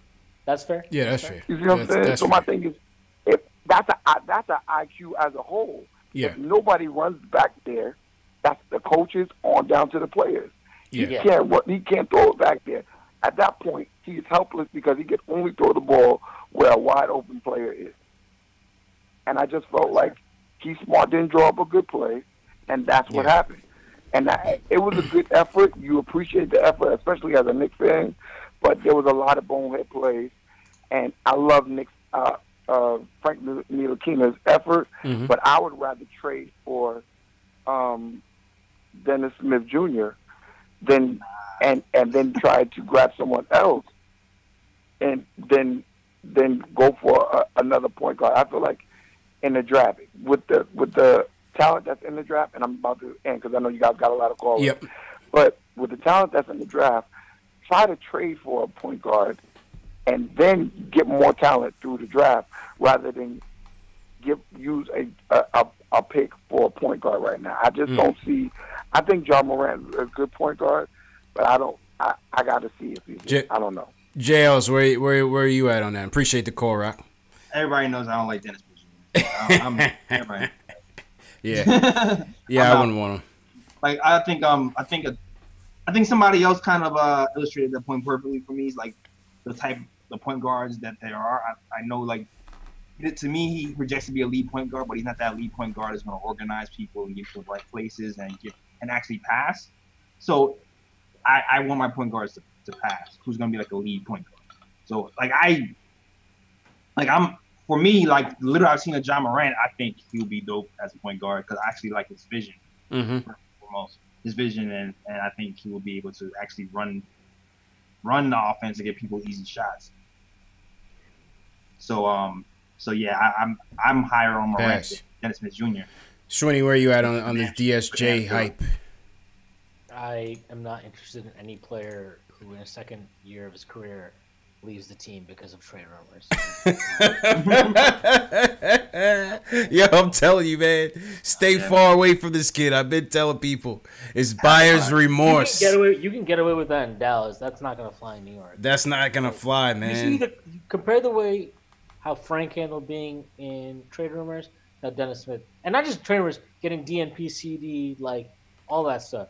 Compare that to Dennis Smith Jr. Like, nah, I'm good. I don't care if he's a better player. I don't see him succeeding here. I just don't. I think this is not the place for him, man. This is not the place for him. People say all the time Frank's not built for this. Maybe he's not built for it. I don't know. But I know sure as hell that if you're that much in your feelings because you were floated in trade rumors, you're not. It's not a good sign. You're not built for this. You're definitely not. Not a good sign, man.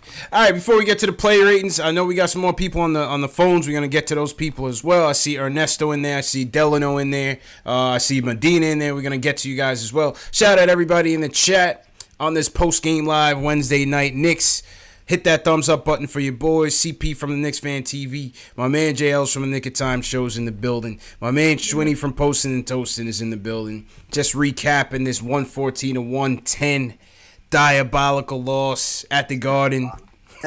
James Harden dropped 61 on the Knicks tank, but the Knicks led by ISO Zoe with 31 points of his own. Fought admirably to the end. So we're just recapping that. Took a lot of calls. Shout out to everybody that called in. And yeah, man. Yeah, Shwinny, go ahead, man. You gotta take a break. Go ahead, bro. Yeah, I'll be right back. Yeah. All right, Jels, let's run these player ratings real quick, and then we'll get to the rest of the calls, man. Player ratings are rough today. Let's see. Well, I mean, obviously, you know, ISO definitely. Yeah, ISO besides ISO. Yeah, what else you thinking here? What else you thinking here? Besides ISO, yeah, Timmy with 21, 6 of 16 shooting, minus 12 on the night. Yeah. This is tough, man. Exactly. You know what? You know where I would go? I would go ISO.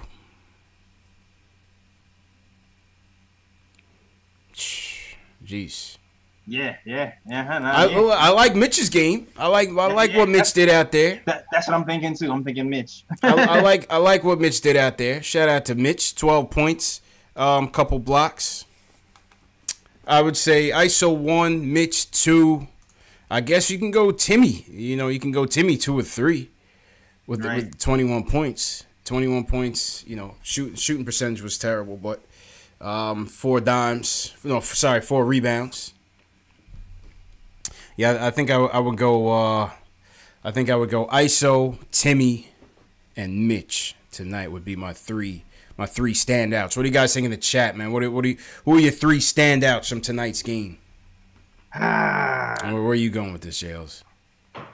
I'm going back and forth for that 31 dog. Am I going Mitch or Frank, yo? I know he had 0 points, but it was just like that comeback. You can go Dot, but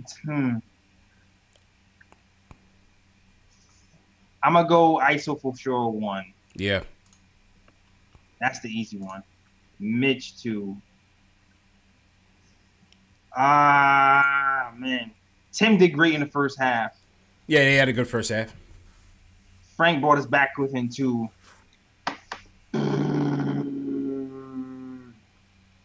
I'm gonna go. Screw it. I'm gonna go Frank. Tim, Frank, and Mitch. The only 0 point. The only 0 point. Yeah, this 0.3 3 star of the night goes to Frank.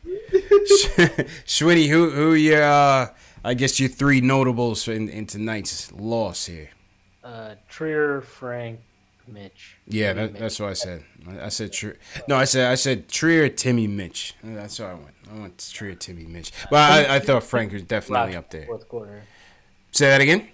That Tim can kick rocks after that fourth quarter. Yeah, fourth quarter was ugly. Fourth quarter was ugly. Shooting percentage was off. Nah, forget that last possession. I'm happy that last call brought it up because he was supposed to switch. Even they were saying like he was definitely supposed to switch on that. True, definitely supposed to switch. Didn't switch. I don't even know. I think he was defending like I honestly don't even remember who was screening. It doesn't matter. He was supposed to switch. Gordon just got to step in wide open 3. Like I knew that was money as soon as it left his hand. I was like, all right, well, yeah, whatever. Yeah. No, Tim had his moments, but that play, you get to kick rocks after that. Yeah, I understand keeping the ball out of Harden's hand, but it was like a little bit too. He overplayed it a little bit too much. Yeah, if Trier's gonna switch right there, that's fine. Like you just don't want to give up. You don't want to give up a 3 there for sure. That's what you don't want to do. That's a fact. A wide open 3, not just a 3. Wide open 3. It's like I know you want. I know you want to get the ball out of Harden's hands, but let's not act like Gordon hasn't been hitting 3s his whole career. Like, yeah, man. Let's act like he's on a scouting report. You know what I'm saying? Like, know your personnel.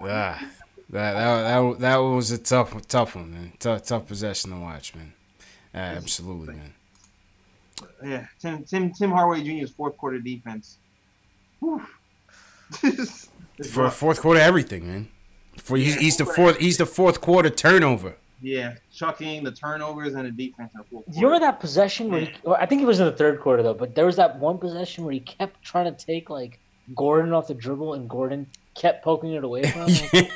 Like, yo, just stop. Every game this season. I was like, yo, please stop right now. Please stop. That's every game this season, man. He needs to stick to one dribble move, dog. That's 1 to 2 dribble or drive to the cup. We need another that's what we need, another high usage player, because right now everybody's playing like 1 or 2 levels above where they should ideally be. Yeah, other than the bench guys right now, the bench guys are like I will like, as much as we've crapped on Fizz for a lot of things, I do like him kind of settling on this bench rotation the last 2 or 3 games where it's like these guys, like I like the Trier, Dot, Frank, Mitch. I like those 4 together. That's a good 4. We got a little sprinkle of Lance in there instead of Mario. They said on the telecast they were going for Lance's leadership in this situation against Harden. They said they wanted Lance out there to help man the fort. Maybe he leads a better prayer, maybe. Oh yeah, probably a better locker room prayer. I mean, Lance Thomas minus 19. Oh Jesus. Lowest plus minus on the team. That was in like 14 minutes or something. Yeah, so he led us to something. That's the captain, baby. That's what we want from our captain, man. Yeah, man. I mean, I'm gonna be fair and say he hasn't played in like 67 games though. So. Oh my god. For good reason. Oh my god. Yo, there was one play in the first quarter. Knox threw it to him like right under the hoop, and he. Yes. To, like, hit the bottom of the rim. Oh yeah, that was twice. That was really painful to watch. Like, oh my god, man! Bad News Bears, bro. The leader of the Bad News Bears. All right, let's go. Let's get back to the phones. We got a couple more calls left, and we'll wrap it up. Ernesto from Miami wants to talk about the importance of maxing out the cap space this offseason. Ernesto, what's your takes on this, man? Explain. Hey, Hey, what's up, guys? How you doing? Good. How you feeling, bro? I'm doing good, man. I'm doing good. I wanted to talk about the importance of maxing out the salary cap that we're going to have before extending KP. Okay. How you feel about that? That's what it's all about. Even though if we miss out on all the free agent targets that we want, for example, we still need to spend the money, and we still why? And it's still a good idea to get at because if we just use the existing salary cap that we have just to re-sign KP, that limits what we can do in the future. So we have to max out. Let's say, I'm going to give you a round number. Let's say we have $20 million right now in salary cap. That's what we have before we resign KP. Well, we need to maximize that. We need to completely max that out. Even if it's 1, 2 players, even if it's for one single player, it doesn't matter. Even if it's a bad contract on a player on a 1-year deal, because then you can resign Porzingis after that and go over the salary cap. And that means, let's say you do a 1-year, $20 million deal on one player. Let's say I'm going to throw it out there just out of the blue. DeAndre Jordan, 1-year contract, $20 million. Well, we give him $20 million this summer, and then we re-sign Porzingis. What happens then, we already signed Porzingis to a max deal, and then next summer we have another $20 million of free space. If we do it the other way around and we don't max up the salary cap, we lose out on that money. We lose about $15 million in cap space. That's why Golden State is at like almost a $300 million payroll, because they have everybody bird rights and they can manipulate the salary cap. Yeah. So when with KD, when they have open cap space, what they do is they use their cap space to sign a free agent like Durant, and then they go over the cap to sign all their players that they own their bird rights to. And that's what the Knicks need to do. So it doesn't matter if we get the free agents that we want, or we still have to, one way or the other, we have to spend the money. But we have to spend it wisely. Now, I'm good on bad contracts if it's a 1-year deal. JL's got Wayne. Other than that, then you have to be smart about how you spend it, because make no mistake about it. See, I'm on Team Tank. I want them to lose all they want, but that's it. After this year, no more tanking, because we're on the clock. Meaning, KP is going to be on his first year. Whatever, if he signs a full, whether it's a 5-year extension with the Knicks, whether it's an offer sheet he signs that it's a 4-year deal, and he opts out after 3, that's what I think he's going to do. I think he's going to sign an offer sheet, a 4-year deal with an opt-out after 3. So the Knicks are going to be on the clock, meaning we're going to have to start getting better really quick, real fast, if we want to keep KP. All right. Shwinny Wayne here. What do you think about what Ernesto's saying here? I mean, I agree we should use our space this year. I don't know. Like I've said, I'm not. I think we can progress our team forward without necessarily signing a max player. So, like, to me, I agree that we should use the space 100% this year. And then, like, even if we don't trade Lee or Hardaway, we'd still have, I think, off the top of my head, assuming we get like a top 5 pick, we'd have something like 26, 29 million in space to use this summer. We should definitely use that space this summer. Can you bring in a good, solid starting point guard? Can you potentially bring in another shooter or two with that type of money? If you can do those things, I think this team becomes meaningfully better. Yeah. So we should do that. And I 100% agree that, like, at some point, look, we've been awful for 5 years. Straight up awful. There's no getting around it. We've been terrible for 5 years. I don't know if I totally believe that KP's 100% going to sign a 4-year contract, like an offer sheet. I think the guy is coming off an ACL and will probably prioritize locking in the most money he can more than got to. He would if he didn't. Though it's a possibility. It's a possibility he could sign an offer sheet with somebody. I can't totally dismiss that. Anyways, my point is more that I do agree with Ernesto. It's imperative that we use the cap space this summer, but let's use it wisely. Like, I don't want to do another thing where, like 2010, where we don't get LeBron and then our immediate instinct is, oh, let's max Amari. Like, I don't want to. There's no insurance and no anything. Yeah. I don't want another one of those. Like, if you can't get a max guy, that's fine. 1 year deal. JLs, what you think about this? You can do that. Like, sign, like if you want a veteran point guard, right? Mm-hmm. But you don't want to commit to somebody long term, you can sign Rubio for like 1 year, 15 months. Well, let me get JL's opinion on this. JL's, jump in. Yeah, we haven't been in a minute. Yeah, that's all right. That's all good. I don't really have nothing much to add to that. I agree with pretty much everything that's been said. I mean, it makes sense. We kind of really lose money if we don't go right up the cat, especially if it's only a 1 year, 2 year deal. A 1 year deal, then it's no money off our back. We just clear it and re-sign as we see fit. And like Sweeney said, like I'm all for like a good point guard coming in. I feel like that's our biggest need anyway. Like somebody like Rubio or whoever to come in and do this thing for 1 year and then regroup later. I'm down for that. Yeah, interesting point. Interesting point on Nesto, and appreciate the call, man. It's an interesting take. Yeah. One quick one. Yeah, go ahead. One last point. Go ahead.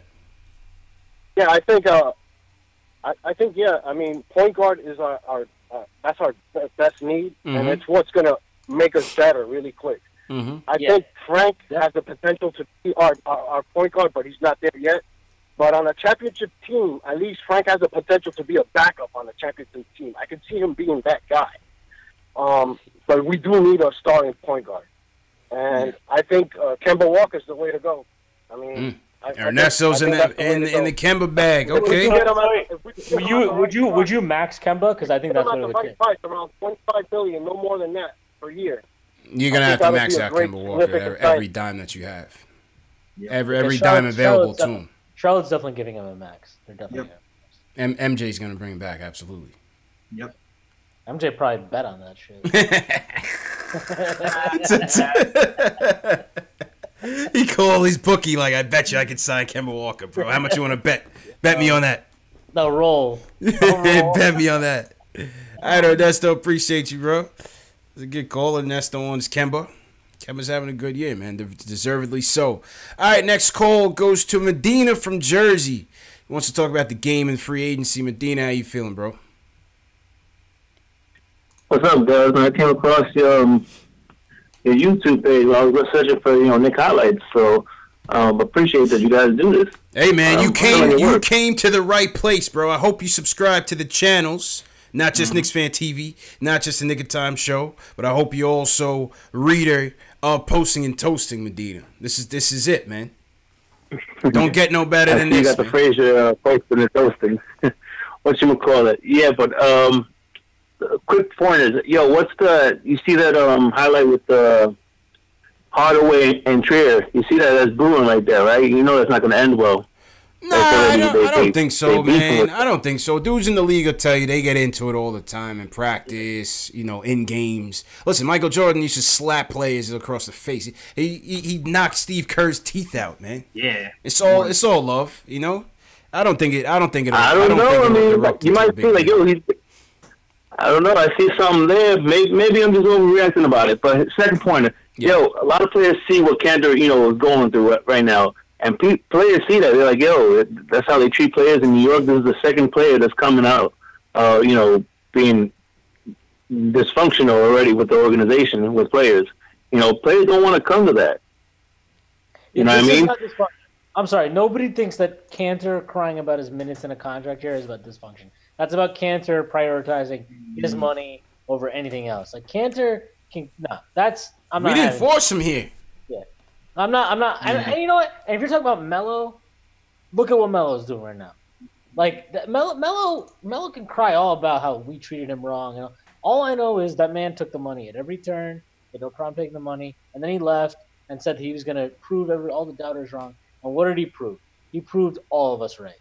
So, you know, like I'm fine with people saying the Knicks are dysfunctional and whatever, blah blah blah. Yeah. But like, sure as hell, it's not because Enes Kanter didn't play against the Houston Rockets tonight. Listen, we didn't force him. Go ahead, JLs, but we didn't force him into the situation. This is what he wanted.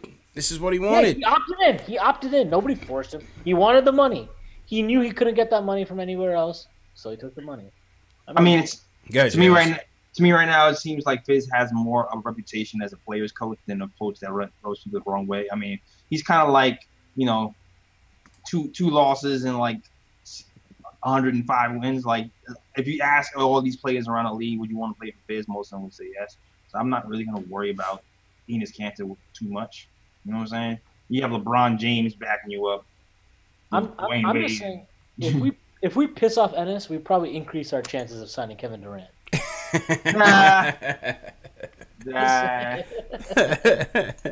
Yo, Medina, appreciate the call, man. Make sure you subscribe to the channel, man. Definitely. I'm glad you found our show, man. Word. All right, Medina was speechless. He was speechless over that. Yeah, 104 subscribers left to 1,000. Yeah, man. Getting there. Yo, you got 100 left to 1,000? Yeah, just about 104. We got 100 subscribers left. This is the Get Jay Ellis to 1,000 subscribers telethon. This is just switch from Post Game Live to the Jay Ellis telethon. Go to the Nick of Time show. Subscribe. And, yeah, man, hit that thumbs up button for your boys. Share this video with your fellow Knicks fans. You just see Medina just found us. It's all because of you guys, man. This is how we get more people in the chat. This is how we get more people on the phones. So it's good, man. All right, so that was Medina. 2 more calls. We got Raw Hebrew Remnant from the chat. Wants to talk about the game overall. How you feeling, bro? Hey, man. Always good to talk to you fellas. You guys got a great show. I was wondering who that third cat was, and then when I saw posting and toasting, I was like, oh, that's him. Yeah. I like reading his stuff, man. yeah, man. I like reading his stuff. He's pretty good. He's pretty good. I like reading his stuff, man. Absolutely. Real quick, I know I've been watching y'all. Always good to watch your show. The game was. I'm very happy with the game. I'm very happy with the guy. I know I want us to win, but I'm fully on with the tank thing. I'm very happy with the game. So I knew the tank was on when they put Hardaway and Moutier at the end of the fourth quarter. So I was like, this tank is on, because I'm glad they played the kids though. So they started the fourth quarter with the 5 kids, and I'm liking that. Now I know y'all gonna disagree with me, but I really think we set at point guard with Frank. I'm happy with Frank. I mean, when you think about this. First off, when y'all went through the players of the night, it's very simple. Just go to the plus minus, because if you look at the plus minus, that shows you who was tonight, especially. It doesn't always show, but tonight it shows who was really playing. And the guys that were plus was Frank, Mitch, Dotson, Trier. Yeah. Yeah, I mean, so that's those are your guys. So and I don't know why everybody thinks that somebody's got to score in order to be effective on the court. Frank is a perfect example of a guy that can control the game. He's eventually going to be one of these guys. He's going to control the game without even having to score a lot. He's going to be that kind of guy. And first off, I don't understand why, and please, maybe you guys can explain to me. Moutier has started at point guard for the New York Knicks more than 44 games. When he came into the league, he was a high turnover guy that didn't play defense and had a low basketball IQ. He's still a high turnover guy that doesn't play defense and has a low basketball IQ. And they've committed to starting him for the rest of the year. And not only that, yeah, I see that, and not only that, but he does not set up the teammate. I'm not saying anything personally against the kid's character. I know he's trying hard, but I'm just saying he doesn't set up his team. The only time he's effective is when he isolates himself and goes to the basket, and if he doesn't turn it over, then something good might happen. But usually he turns it over. So, but Frank is more under control, and Moutier, this is his 4th year. Frank has only started at the point guard spot for 5 games, y'all. For the whole year and a half he's been on the team, he's only started at his natural position for 5 games. I'm saying this.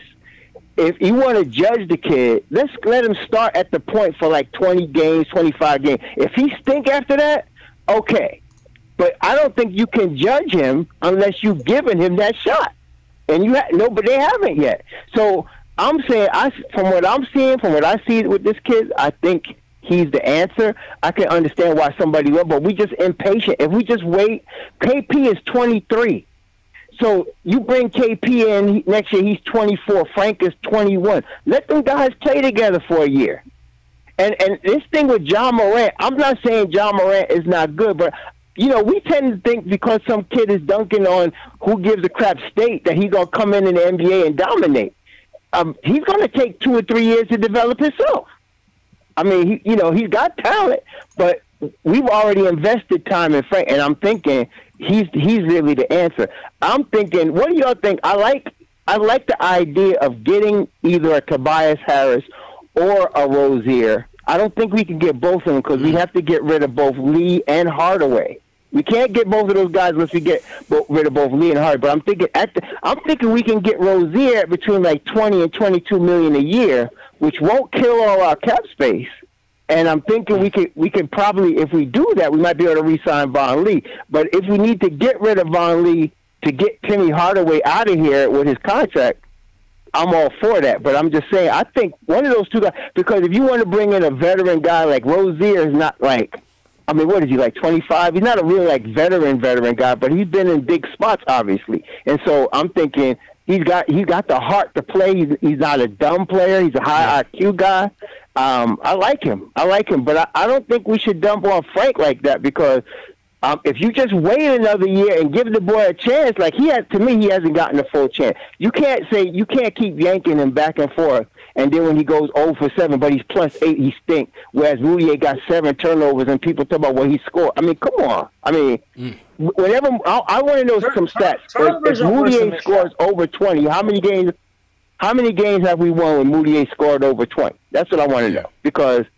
And how many games have we won when Frank's played over 30 minutes? I would like to see those stats because I think those would be telling.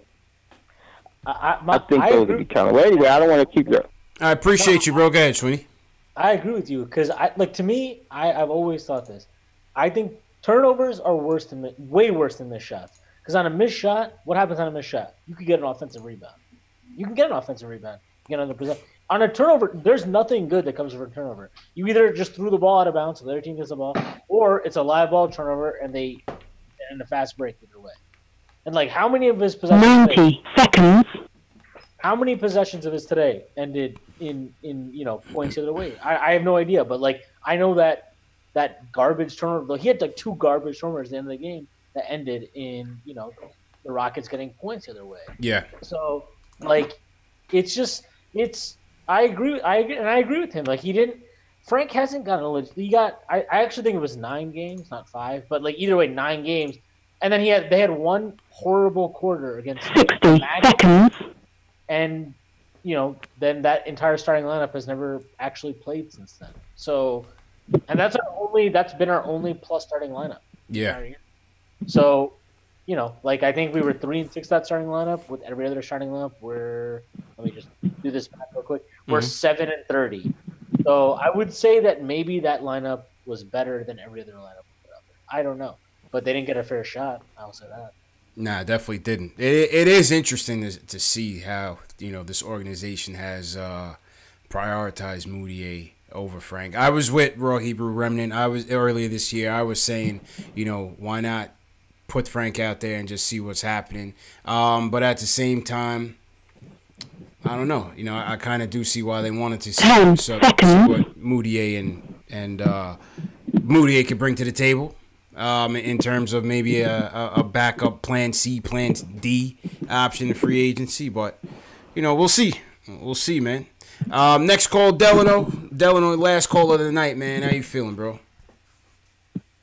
Yo, what's going on? Hey, listen, I'm depressed. I'm not even gonna lie about it. I'm depressed.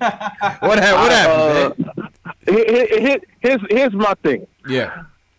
I don't mind the losing if we got a plan. I don't mind the losing with direction. Mm-hmm. What I do mind is when you got players that got comments and words of, I want to do something special in the Garden. That's the players we need to shut down. That's the players that we need to show them, you can't do that, and not in my house. Yeah. Where's the pride at? You know what I'm saying? Where's the pride? I think they tried, man. This dude is a beast. He's cooking everybody, though. Dylan, on what you want him to do. No, don't get me wrong. I'm not sitting here saying, like, okay, again, because that's another argument for another day. Because I'm telling you now, Harden get away with too much. Yes. I don't know if he got naked pics of every ref or something like that, or what. But he do way too much, and it's blatant, and it's in your face, and it's like, how do you not call this? You know what I'm saying? But that, like I said, that's an argument for another day. Because I tell you now, you take away about half of the stuff that he does, he not scoring all them points. You know what I mean? But anyway, yeah, I just wanted to say, like, for me, I'm not mad at the fact that, again, if we lost the game, okay, we lost the game. You know what I'm saying? But like I said, players like that, when they got something to say, we need to shut that down. We need to let them know this is our house. You coming in here, you gonna respect us one way or the other. You know what I'm saying? Waiting, man. And you know what I'm saying? So I feel at the end of the day, we should have won that game. And we should have came out like we wanted to win that game. And that's why, Tria did his thing. Proud of Tria for that. The last play of the game, again, I'm more mad at the rest of the Knicks on the floor. Everybody wants to sit there and talk about why Frank ain't on the floor. Why don't we put the blame on the players that's on the floor? Why didn't y'all play defense? You know what I'm saying? Because at the end of the day, we can't put everything on if Frank was there. So what if Frank ain't there? If Frank is hurt, then what we gonna say? Well, if Frank can go out there on crutches, we need to put the blame on the players on the floor. Why Tim Hardaway ain't guard his man? Why Tria ran under that screen instead of going over it? You know what I'm saying? That's what we need to be saying. Not sitting there saying, well, if Frank was in the game. You know what I'm saying? Yeah. At the end of the day, Frank is. And the last caller bugged me out. How you contradict yourself talking about Frank is the answer, but your suggestion is, can we get Terry Rozier? Is Frank the answer or is Terry Rozier the answer? Because if Terry Rozier want to start. You see what I'm saying? He's already made that public. I want to start. So why am I going to sit there? You know what I mean? So how you going to sit there and say in one sentence, no, we need to get rid of Moutier and put Frank in. And we don't want to get John Morant because we feel like, you know what I'm saying, he's just a highlight reel. But you'll probably go for Zion Williamson in the draft and can we find a way to get Terry Rozier? Yeah. Like, nah, you can't do that. My thing, and I know you disagree because I heard it earlier, I would make a strong offer with one of our albatross contracts for Mike Conley Jr. And the reason I say that is because the one thing that Conley Jr. is a floor general. And that's something we don't have. Everybody looking for a point guard. What we need is a floor general. And there's a difference. Everybody be out here talking about a point guard and all that stuff. You need to specify what kind of point guard you're looking for. We need a leader, a floor general, a veteran, somebody who can get the job done. The problem with him is that his team is trash. Mm-hmm. You know what I'm saying? You got two of the last grit and grind type of players on a team that's learning how to play finesse. So how do they fit into a plan when you got a completely different style from what you had before? They got to destroy and that's not on him. Go ahead, JLs. Mike Conley makes 30 mil, like 30. That's a crazy contract, though. It's a lot of money, but that's what I'm saying. We got to get rid of these albatross contracts as well, because despite what, again, even though he's cheaper than Hardaway Jr., at least we know that Conley Jr. is more effective on the floor than Tim Hardaway Jr. is. Yeah, but we can't be getting old players here who was always injured for $30 plus dollars, and that's the only knock on him. That's the only knock is his injury. But I don't even put the contract on him. That's more on the fact that Memphis was trying to make sure that they locked in their players because they wanted to keep. You know what I'm saying? That's not Mike Conley Jr.'s fault. I can't blame him for that contract. I'm not either. You know what I'm saying? At the end of the day, we need a floor general. Who, however we get one, we need a floor general.